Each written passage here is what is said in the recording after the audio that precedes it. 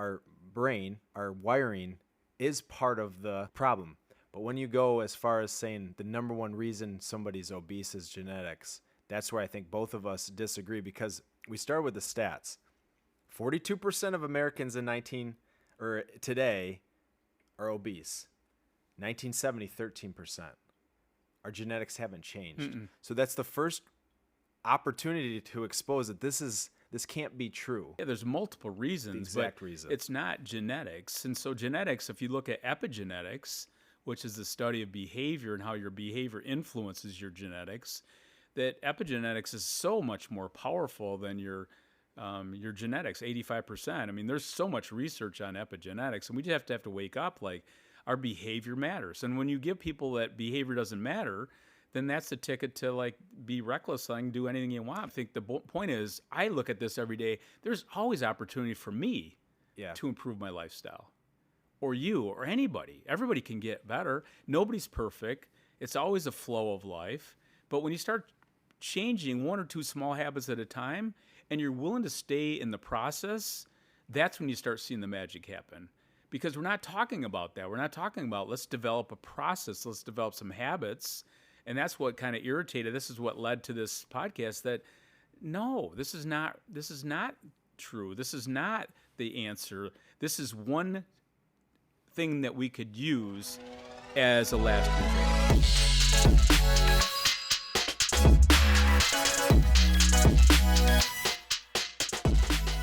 Well, welcome back to the Rest, Eat, Move podcast. And as we're continuing into the new year, probably the number one topic on many people's mind around health is weight loss. And so what we saw recently in the news, the media, social media, Twitter, 60 Minutes, is this new miracle drug to solve obesity. And it's an obesity drug, and we'll get into all the details on it. But we're going to talk about weight loss today with the side conversation about this prescription drug to help people lose weight.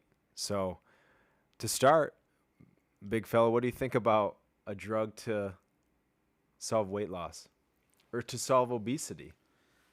Well, I'm sitting back with your mom watching 60 Minutes. I love 60 Minutes. And Leslie Stahl comes on and has this conversation about obesity.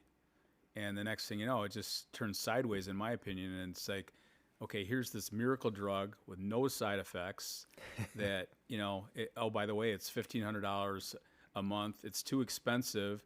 But also, it's the same exact drug as we're taking for diabetes. So the dosage is a little bit higher, this and that. So now everybody's thinking, okay.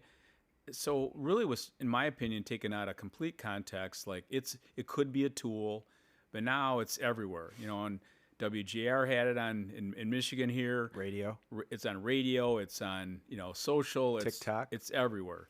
And so we have to step back for a second. It's like almost, in my opinion, it was like reckless interviewing. And I was thinking, where's Barbara Walters at this point? Because she would have done all our homework.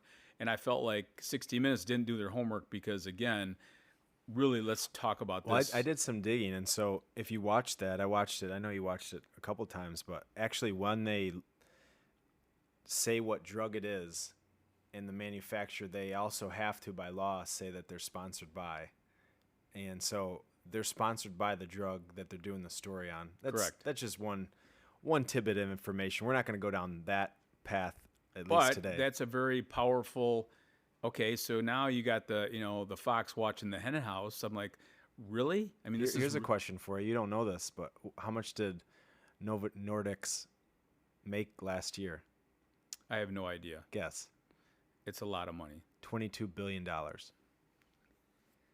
Well, one of the things, they're talking when they came on WGR, there's another medication. It's a different name, but they're predicting this drug, which it's the same category, same everything. We can get into that in a minute. But this is going to outpace Humira as the number one drug in the world. Humira is right now at about $48 billion. And this drug, they're predicting, will outpace that if the FDA allows them to. And what crazy, and again, I'm kind of losing, the. It's all right. But I thought to myself, so the big question is, what qualifies you for this weight loss drug? I got into the details. I'll explain that. So I just was shocked that virtually over 100 million people in the United States qualify for this medication. So we'll come back So, to all anyway. that, but like as the viewer or listener who hasn't spent 35 years in, I wouldn't say you've spent 45 or 35 years in the weight loss space, but that's been a topic of many people's conversation before they see you, during see it. Like that is a driver for people from a health standpoint. But here's what the listeners need to know: almost half of American adults are obese. The actual percentage is about 42%. That's 110 million Americans. Now, I went deeper and I said, okay, because we're going to get into this. How many people were obese in 1970? 26 million. Because we can throw the percentage in 1970, 10 to 13% of adults, American adults, were obese. But when you hear percentages, it doesn't really resonate. But think about this. We have more people today. Yes, we know that. But in 1970, we had 26 million that could qualify for this drug. Today, that's 110 million Americans. I just found that wild. And then if you go to the world, this is kind of interesting. If we have 42% obesity, it is a world problem, but world obesity is only at 20%. So we are the driver. Western society, there's almost 8 billion people. You can see that this drug could be administered to 42% of American adults if it gets to that point. Now there's supply chain, there's in high demand, it's expensive. All those things I think probably are a good thing right now, so people don't just take it because they heard it on the news. But I think that's what the listeners need to know. A lot of people struggling with this issue, and I think the key that we have to define here to get the conversation going is what is obesity? And this is where it gets very slippery. And so I looked at what the definition of the classified disease from 2013. Again, back to the disease. Why are they wanting to call it a disease? Oh, well, we'll get to that. But the definition of obesity is abnormal or excessive fat accumulation. I think that's a good definition. That, creates a risk for health. The problem is, how do you measure it? And that's where I think it gets slippery, because the way that they measure it is you have to have a BMI over 30, which doesn't necessarily 100% give you the excessive fat accumulation. You don't know that necessarily, but it's a good rule of thumb, easy to measure. And then overweight is BMI over 25. So I wanted to lay the ground rule of the definition of obesity is abnormal or excessive fat accumulation. That's an issue for health risk. And if you go back in type 2 diabetes, we'll talk about type 2. In 1960, we really didn't have type 2 diabetes. And today we have, 1 in 10 trending to 1 in 4. And so when you look at obesity and type 2 diabetes, they go hand in hand. And in pharmaceuticals, they're doing the same exact drug for the same. So now you can get that drug being a type 2 diabetic, but you can't get it for obesity. And that's going to probably switch here very quickly if that gets passed. And if it does, now you're opening another can of worms that, okay, now everybody's going to be, whether you have type 2 diabetes or not, has access to this. So I think our goal of this conversation, one, it's relevant. It's going to be, you're going to see it on, like we said, you're going to see it on Twitter. You're going to see it on Instagram. You're going to see it on TikTok. You'll see it on the news. I think there's some people that this could be a good thing for. I think that's the first thing I want to say. The second thing is, this is just another example of we're trying to blanket this as a disease. Obesity is much more complicated than the glucose, the weight. There's behavior change, there's genetics, all these things we're going to talk about. As a listener, our goal is to really educate you on a couple different options, because this is now an option. And if we just look at it from, it has no side effects, it's the best thing ever. In our opinion, I would say there are better options before you would go down this path. Is that fair? You hit it right on the head. This is a tool. This is an option. It's it's an opportunity in the medicine cabinet or the medicine bag, but it's really, for many people, it gets into almost a last option. Or like, when you look at weight loss surgery, these are last options. They're options, and that's the newest technology. But for many people, which I've worked with my whole life, the bottom line, at some point in time, you're going to have to change behavior. And when I was listening to the doctor they had on 60 Minutes, the first thing she said, this is obesity is a disease of the brain. And then she kept following that up. The number one reason we have obesity, the number one, which really got me angry. Now he's mad. Is that it's genetics. So if that was true, then why don't we have obesity in 1970? I think this is an example of isolated medicine where a specialist is studying a field, and the disease, as of 2013, is now obesity is classified as a disease. I think that's slippery, because obesity to me is all-encompassing of many different things. Unfortunately, weight is what people think about. But, you said something in that 60 Minutes interview. I think it was Dr. Stanford.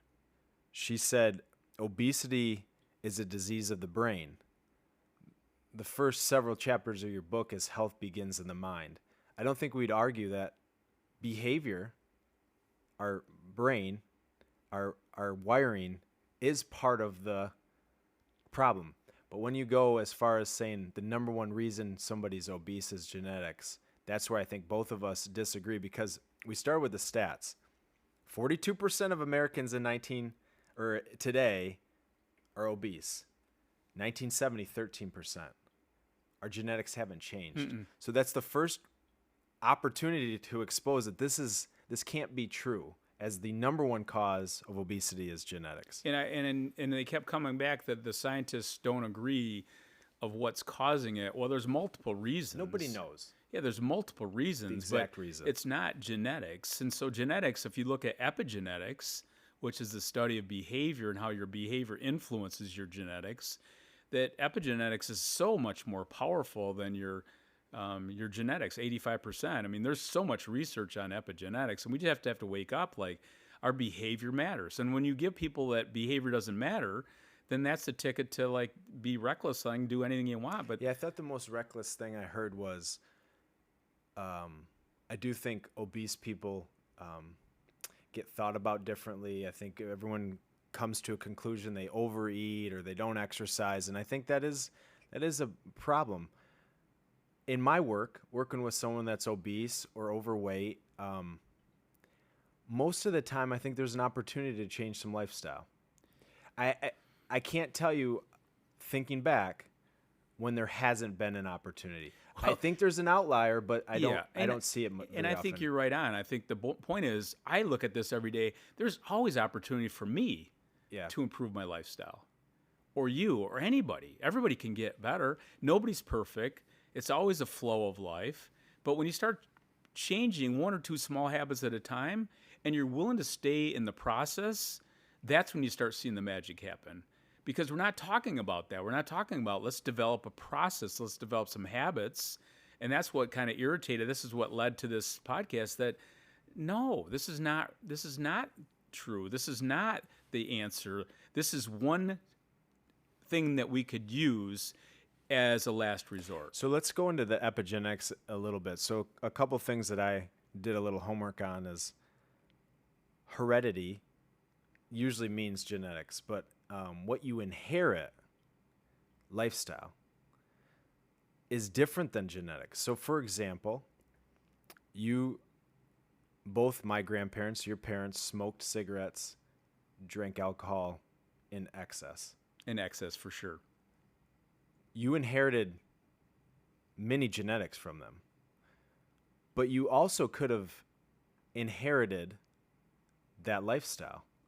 And for most people, we do inherit the diet, the rituals, the habits of our surroundings. We can't separate that. So when you're doing a study on genetics, the challenge is, how did you separate lifestyle? Because, for example, Grandpa smoked cigarettes and drank for many, many years, you never smoke cigarettes and you don't drink in excess, but you do have the genetic encoding. So that's to me very interesting because I don't know how you would ever do a study and separate that. You'd have to almost at birth take somebody and teach them it's like twins. The movie Twins, if you're not familiar with, Arnold Schwarzenegger, Danny DeVito, they're twins. One goes to an island, remote, reads books, wildlife, healthy, and the other one is an orphan child that grows up in the city, and he's a kind of a He's a shyster. con artist. Yeah. It's a movie, but it's the same idea that environment does matter. What's like Trading Places with Dan Aykroyd and Eddie Murphy? I mean, I don't think Rashawn would know what movie that is, but we'll. But you think about this over time. So I think if you go back, I talked to my siblings about that sometime. Like, how did all of us get interested in health when we lived in a lifestyle that we had beefaroni and all the junk food and the smoking and drinking? But there's traits that are almost identical to your dad, but then I would say your health is not the same. Correct. And there's something that we have to understand. So I did some of the stats. If you're born with parents who are obese, and this is their study, you have a 50 to 80% that you will be obese. That's why they're saying it's the number one risk factor for obesity. That's called a causation study. That's not actually proving that because they're obese, you become obese. They didn't separate. Do you eat the same foods? Do you exercise the same way? Do you have the same toxicity? Whatever it is, there's so many different variables. So when I was in grad school, they talked about alcoholism. And if you have one parent, your chances of being alcoholic is like 35 to 40% greater than somebody who doesn't have that. If both parents are alcoholics, you have a 50 to 70% greater chance. Greater. So already, both my parents were classified as alcoholics. They both, and none of the siblings are. So were we more prevalent to have that? For sure. But, I felt like way back in the day, I liked to have a glass of wine or a beer occasionally, but I don't like how it makes me feel. So that was always my driver, and I could see what was going on from a health standpoint, and I didn't want any part of it. But you're exactly right. It's a causation, but it's not. So I think genetics play a big role, but I think both me and you, and I think most of the scientific community understands epigenetics now. And one of my favorite books is The Biology of Belief, which is a cell biologist who's studied the cells, understands the DNA and RNA is in the middle of the cell. But the most important aspect of our genetics in the cell is the environment surrounding that, which is the cell membrane and all these things we can get into, which is your lifestyle. The foods you're putting in your body, the stress management, the sleep, the toxicity, exercise, sunlight, positive thoughts, all these things, they won't reverse genetics, but they can really hinder or well, and I think you said the other thing too. When you look at a family, for example, you kind of have to break the chain at some point in time, and it doesn't have to be, militant or hard or whatever. But if you start changing what your family is eating and drinking, that's the environment. So now, when you look at that, what's everybody in the household eating, or what are they drinking? And that was the question we always get is like, how do I feed my kids? Well, it starts with you. Like, what do you eat? And then slowly, work with them and share with them and create a lifestyle that they can like and enjoy too. So that all comes in play when you think about obesity. I think this podcast could go on for hours because it really hit a chord with us because we truly think it was kind of reckless. And recklessness sometimes can create attention, and then down the road, maybe there's more exposure of a topic that we do think obesity needs to be addressed. But Wegovy is the new drug for weight loss from Novo Nordisk. Ozempic is the type 2 drug. They're the exact same drug.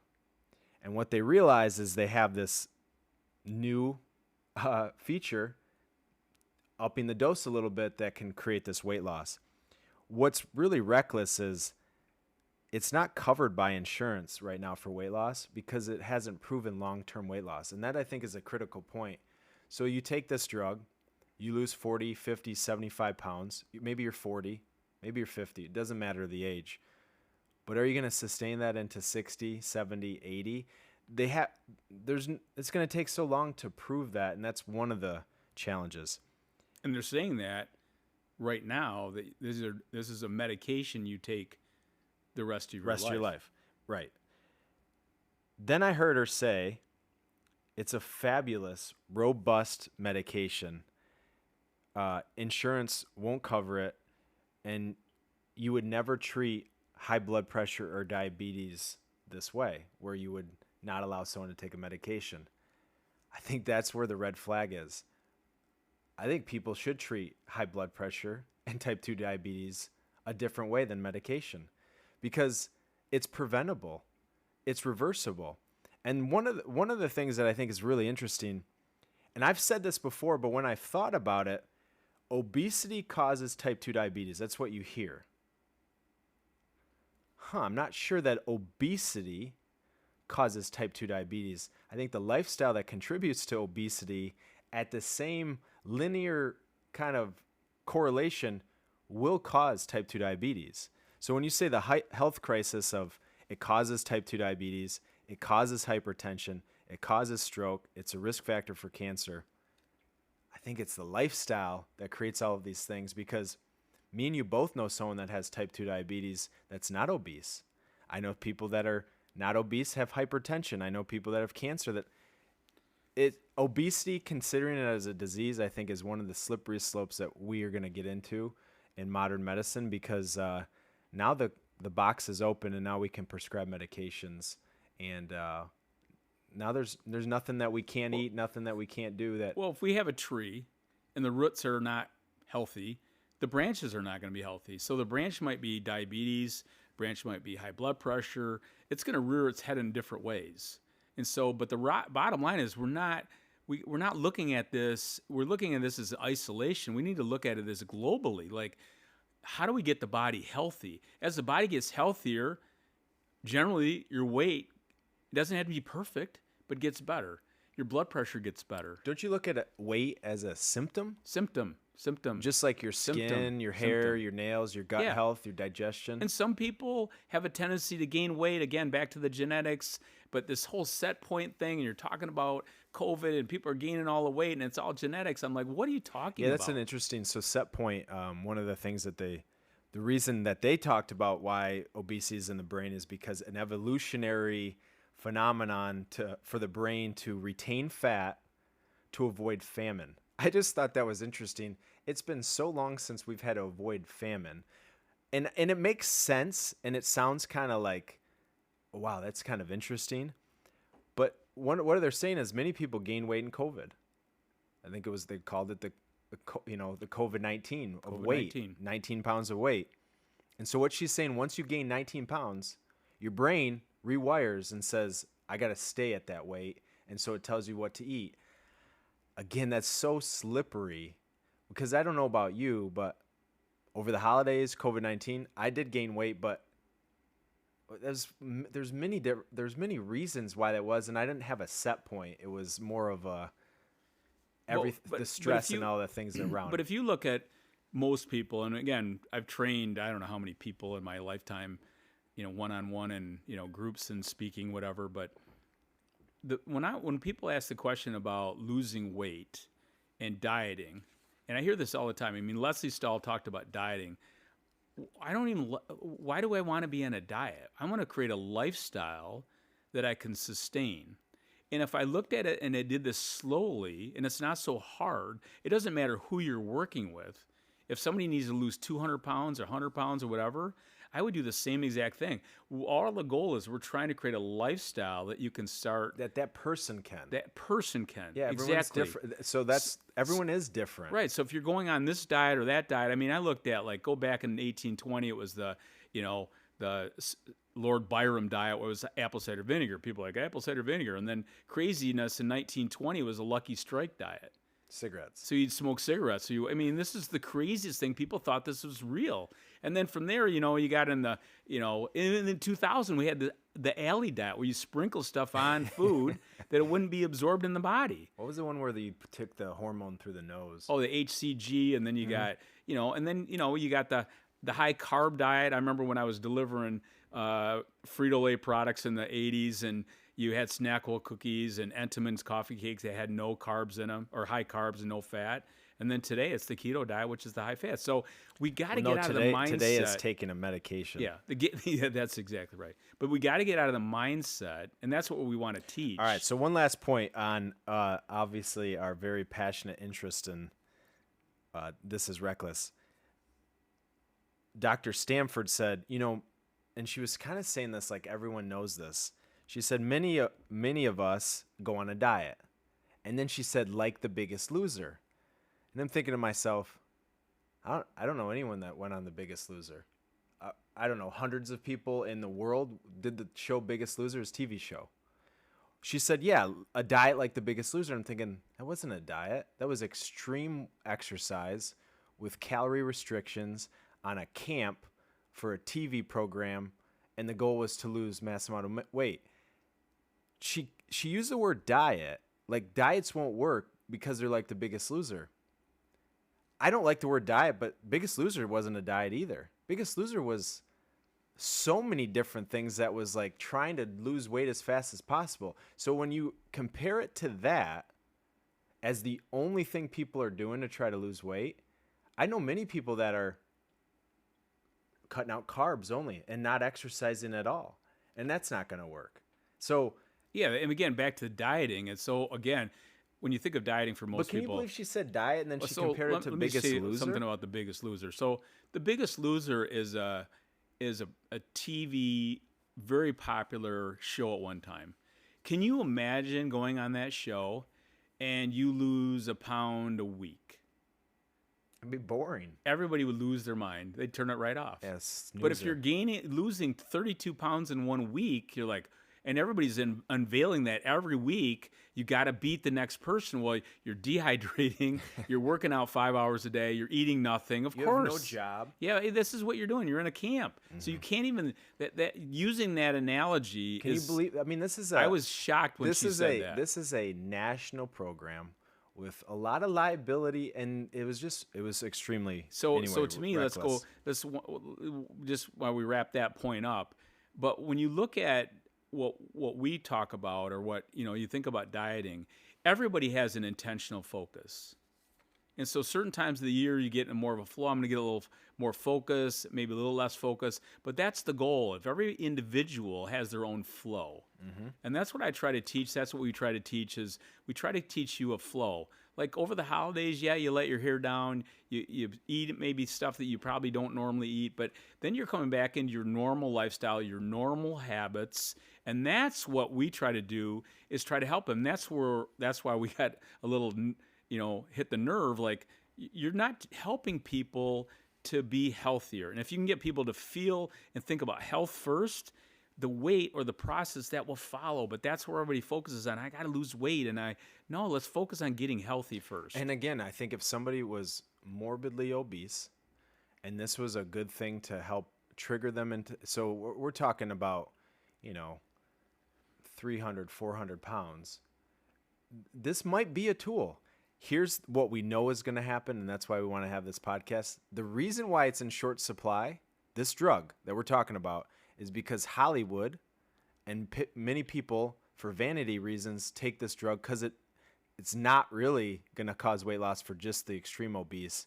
It'll cause weight loss for anybody, and that's the science we're going to get into in a second. It's like steroids, Are steroids going to work? Yeah. Yeah. Is growth hormone going to work? Yeah. But why would I don't have to do that to get, to where I want to be. Again, everybody has choices. This is a choice. So let's talk about the drug. So this drug was a type 2 diabetes medication, meaning that it's going to help control glucose, A1C, and the kind of scientific definition of it is GLP-1 antagonist, which is glucagon-like peptide-1 receptor antagonist. So we know about glucagon, we know about insulin, but what it's really doing is it activates a receptor in the brain that makes you think that glucagon has been triggered. You can go into this more as an exercise physiologist, but what that means is insulin comes out, which decreases glucose. Talk to the listeners of why that helps with weight loss. Well, in the human body, when you eat food, your glucose level is going to rise. And really the goal of when you eat food is to feed your cells. And what helps the glucose get into a cell is called insulin. And so insulin opens up the cell to be fed. In a type 2 diabetic, the cell is too stiff and rigid, and it's very difficult for insulin to open up the cell. Hence, now I have type 2 diabetes. So really that's now they're thinking, well, what if we could help control glucose more and mimic this hormone that makes me more satisfied? And oh, by the way, when I take this diabetes medication, it's helping me to lose weight. Well, of course it's going to help you lose weight. And glucagon is the opposite of insulin. So it's a safety mechanism. So if my glucose levels drop too low, because insulin's going to drop them, that's why we've all done this over Thanksgiving. We've eaten all the cookies, and then we want to take a nap. And then we want to get up from the nap and eat more cookies that raise their glucose level. So now people are like, I can't control it. It's in my brain. Yeah, you haven't controlled your glucose. So that's what glucagon does. Glucagon is a safety mechanism to help you not have a too far drop in. So one, it's going to help at the cellular level lose weight. Correct. But then it's also going to control cravings because Correct. You're now mimicking hormones. Again, this isn't for defining what hormones are, but hormones are a necessary thing. You start playing with hormones, many different things are going to happen. And while we're talking about hormones real quickly, so when I sit down with people about weight loss, I talk about omega-3 and omega-6 fats and why they're essential for stabilizing your body weight over time. Not only do they help with the brain, but it helps to stimulate, whether it's brown fat or prostaglandins or all the things that go on inside the body. So now when you have the raw materials to do that, they start feeling more satisfied. So there's so many things you can do from an eating standpoint that allows to do that on top of movement. So there's a lot of variations here, variables that allow you to be more satisfied. And we've all done this before. I mean, the holidays just got over. I'm like, if I decide I eat that cookie, I'm probably going to eat another cookie. And what we both know is every prescription drug has a side effect. And it's not a side effect, it's an effect. It's an effect. And what it will lead to, in many cases, is another medication. And that's why the average 18-plus-year-old in the United States gets prescribed or takes 12 different, or not different, but gets 12 prescriptions filled over the age of 18. That's, I think, just a crazy number. Because we're looking at this one isolated thing. How do we solve it? Let's find a medication, away we go. Same thing with exercise. If it just came in a medication, which it's coming, people will take it. Well, one of the greatest side effects, if you really look at some of these medications, is pancreatitis. And pancreatitis is an inflammation of the pancreas, and pancreas is the thing that controls glucagon and insulin. So it's no wonder. And if you start messing with the pancreas, and again, they're saying, oh, it might cause a little nausea, or it might cause vomiting, or it might cause this or that. No, there's some underlying big deal up here, especially if you're taking this thing long term. And this is a drug that they're saying indefinitely. Indefinitely. The rest of your life. Correct. So you stop it. Just like if you calorie restrict or if you cut out carbohydrates, you will lose weight. Most people can't sustain that, so then they add it back in. And the weight comes right back on. Probably the same thing with this drug. You stop it. Those hormones will be so out of whack that who knows what's going to happen. And that's why we really talk about small steps, because the key is, how do you build some habits? And if you do this slowly, you know what? A big thing, let's start with drinking more water.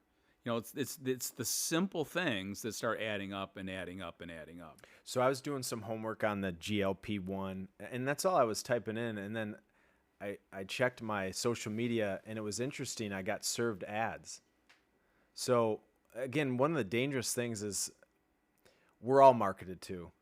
But now this drug being, something that can help a disease like obesity, with all the technology that we have, with all the money that's made. So I got served this ad by this company called Found, and then I saw that Roman and Hims and Hers, all you can get this drug sent to your house by just qualifying by being obese.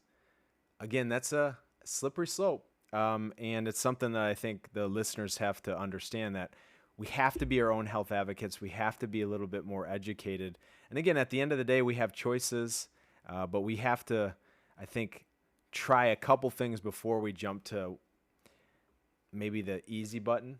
And that's maybe a little bit harsh, because some people, I think, could really benefit from this. And I think you make that point. I think that in certain situations, this might be a nice alternative. But before anybody gets down that path, you got to start with some basics. Yeah, I'm worried more, honestly, about the person that's 40 pounds overweight. Correct. Their friend said, hey, I got this miracle thing from a buddy or a girlfriend, or I know a doctor that can prescribe it. And, it's just that quick fix, like Hollywood. In Hollywood, it's starting to be exposed. They do steroids. They do HGH. They take medications like this because they have to look good in 6 months. And it's not easy to always have a healthy lifestyle to look your best. And then one of the things we talk a lot about, and I love talking about this, but I was talking about this with one of my clients the other day, and I said, it's never about planting the flag at the top of the mountain. It's the journey. And the journey is always the interesting, the best part. It always will be. So it's not like I'm going to lose 20 pounds or whatever it is, and at the end, I'm going to be so happy with myself. It's always about the transition, the journey, because if it's always that easy, then there's not a lot of satisfaction there, in my opinion. Here's a couple things when you think about the glucagon, and now you're playing with hormones, is what's it going to do for your endocrine system, which is your hormonal regulation? What's it going to do for your gut health? So if someone that was overweight or obese or struggling with their health, one of the first things we address is gut health. And so one of the, I think, harmful things to say, well, they've tried diet and exercise. I haven't found anyone that's come in here that didn't have opportunity to improve gut health, improve pH balance, improve the functioning of their cells. But when you start to go down this path, I just think, you're going to get worse absorption, because that's what's happening. You're really trying to mimic something to speed up absorption. No one in any of these articles or websites talk about quality of nutrition, just like diet and exercise. Well, that could mean anything. Well, and I think that's the thing. There's not a lot of training. There's so much more training opportunities to get people to understand this. Like you're saying about gut health. Everybody should know about gut health. We should be teaching it earlier on. We should be talking more about stress, what stress is. Which leads to bad gut health. Bad gut health. So again, so when you hear like I'm eating great and I'm moving my body, well, there's so much more to that. So one big point. So if the experts in this space are saying the number one cause of obesity is genetics, I think what I want everyone to kind of put in their head is this new science of epigenetics. And epigenetics is the behavior you have, the lifestyle you choose, has an impact on your genetics. And I think one of the most wonderful books is The Biology of Belief, that explains this at the cell level of how it could work. And I think, to me, that's the hope, because if we're just dealt this bill of genetics and we got no control, okay, then we're all, I think, kind of doomed, because obesity is off the charts, cancer is off the charts, gut health, you can't go anywhere. These are not purely genetics, because their genetics haven't changed. And I think it gives people hope that their behavior does influence, their energy, their lifestyle, and their future. So absolutely, you want to create that hope that, and I've seen it my whole career. So is it easy? No. And it can be simple, and it can be. So why don't you give the listeners maybe 5 tips of, okay, they're struggling with trying to lose weight. This caught their attention. They're thinking, okay, I want this. Everybody wants this. I want to feel good in my clothes. I want to lose weight. I've struggled with it. I feel like I've tried every option. Let's give them a couple tips coming out of here. So I think number one, when I sit down with people, is I really want to begin with your health begins in your mind. So we really want to create this awareness about what your beliefs are, what you want, what your self-awareness is, because we all have those. Your why, what's your drive, your emotional connection. What are the 1 steps we're going to take? So I kind of always lead into that because once we They got to get their mind right. we got to get their mind right, create that framework, and really hit hard that we're going to really walk out of here today doing one or two things. We're not doing 20. Okay. We're doing one or two. So now they have the belief right now that I can do this. It's not that hard. You don't want to make it hard. Number two is you have to start venturing down a little bit about understanding stress, because if your stress button, which is physical, is on, your fight or flight's on, you're going to have a difficult time losing weight. Because when your fight or flight button is on, again, we all have it, but if it's chronically on, the chronic stress, the physical stress, the body's going to create stress hormones, and one of those stress hormones is called cortisol. And cortisol is a storing hormone. So on the other side of the equation is your lean. So cortisol, survival, which makes survival, sense. Adrenaline, aldosterone. Those are all survival. And then you have your building or your growth, your thriving hormones, and that's your testosterone, estrogen, whatever. So when the stress hormones are on, the thriving hormones are off. So if you don't get people to understand that, they're always going to feel like they're climbing up the hill. Mm-hmm. So once they get that, understand, we're going to talk about breathing and maybe reframing, but we're going to talk about stress. And then from there, we move into gut health, because you can't have good gut health if you're always in fight or flight. So now we get the gut health. You're building the garden of a gut. You get the gut healthier. Real foods. So now the body's really, you don't have to take a probiotic. You start eating real foods. You eat an apple, water with lemon. You're just doing that. You're building that good gut health. And then from there, as simple as that starts sounding, then you start adding some things to their diet. Make sure they're drinking enough water. Maybe it's an omega-3 fat like the cod liver I think that's oil. so we're on number 4 of the 5 tips, but I haven't heard you say cut out, Never. I never say cut out. In fact, upgrade. I had a woman and a man the other day as a couple, and they said, "You haven't told me what I can't eat." I said, "I'm not going to ever tell you that. I want you to slowly, if you like wine, make sure your wine is good. If you like pizza, make sure your pizza's good. Don't be wasting your pizza on some crummy pizza." So we're going to crowd the crummy stuff slowly out by adding stuff into your diet. And those are some of the nutrients we always talk about. Yeah, omega-3 fats. Yeah, I look at people, what do they eat in the morning for breakfast, and what are they doing? And we look at the timing, the patterning of eating. So that's another one. We talk about meal patterning. So again, we really and what's the last kind of takeaway for this conversation on what someone can do? Well, I'm going to give you two more. One B is that you need to start thinking about upgrading.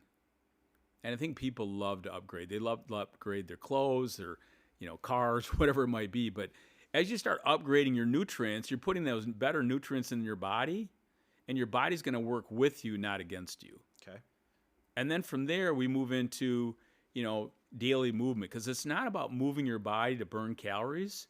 It's about moving your body to have healthier hormones.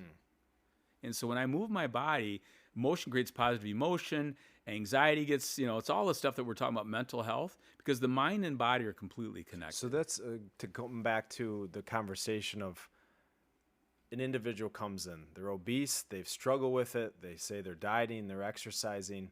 We say it all the time. We've seen diets, we've seen exercises. It's not specific to what you're trying to do. Could be you've been on the elliptical or the treadmill and you hate it. It's creating stress, it causing inflammation. There's different ways to exercise or move. So I think that's a good point. Yeah, we're trying to create a lifestyle that they can start to be able to. One of the things I put in here is learning how to pivot. So you can make changes depending on what you like or not like. And that's what we get sucked into, that we have to follow a prescription approach, whether it's a diet or a medication. And then if we don't know how to pivot, then we start all over again. And so that's really, we need to teach our society about lifestyle and health, and everybody needs to take more ownership. But it doesn't have to be painful. It can be enjoyable. It could be, all sorts of wonderful things. Because when people have their health, they have, that's the king. They don't have their health, they don't have a whole lot. And part of this obesity conversations is about that. So again, our takeaway, I think this is a tool. We don't want to discourage anyone that has had success and it's working. I think what we want, the 110 million people that maybe are thinking about this at this moment, including, I think, millions more that want to just do it for quick weight loss. There's a way to do it with a long-term satisfaction, sustainability. I think better results, because at the end of the day, when you think about obesity, it's categorized in this health bucket. And for me, health is defined as the absence of disease and illness. Boring. It's like such a bad definition for me. I look at health as being your best. How can you individually be your best? And I think, I may be a little bit on the fringe with this, but I think when they classified obesity as a disease, we've kind of just kind of thrown our hands up. And I think there's good reasons, but I think the bad reason is now 110 million people have a disease that is extremely preventable, extremely reversible, just like type 2 diabetes. And And I think the other thing too, sometimes I think people like they lose hope. And if you can take one thing at a time, remember everything begins at the cell level and everything starts percolating, from inside to outside. The body always heals from inside out. So when you're not losing weight right away, your body might be getting healthier and healthier and healthier. And eventually the weight will slowly get where you want it to be. Do you need to be ripped? No. It's all about creating a lifestyle that you can repeat, but also having a weight that you can feel comfortable with. And so most of the time when I sit down with a client, I'll ask them, so you're weighing 250 pounds today. What would you like to weigh? Many times they'll say 180. Like, I don't think that's where we want to go. What if we could maintain between 225 and 230? And they're like, wow, I could do that. Yeah, because if you think you got to go down to 180 or whatever it is, you're like, I don't know if I could do that. That's Mount Everest. It's Mount Everest. So again, it's these incremental changes, create a lifestyle you could like, one step at a time. So yeah, the takeaway, we all have choices. We want to just be a guide. This was something that kind of fired us up. We wanted to explain our thoughts. Again, we'd love to hear comments, thoughts, as always. And we'll see you again next time on the Rest, Eat, Move podcast. If you have any questions, shoot us an email, info@ontargetliving.com. We have our 21-day challenge going on. You can sign up at any time throughout the year. And happy to help. We'll see you again next time.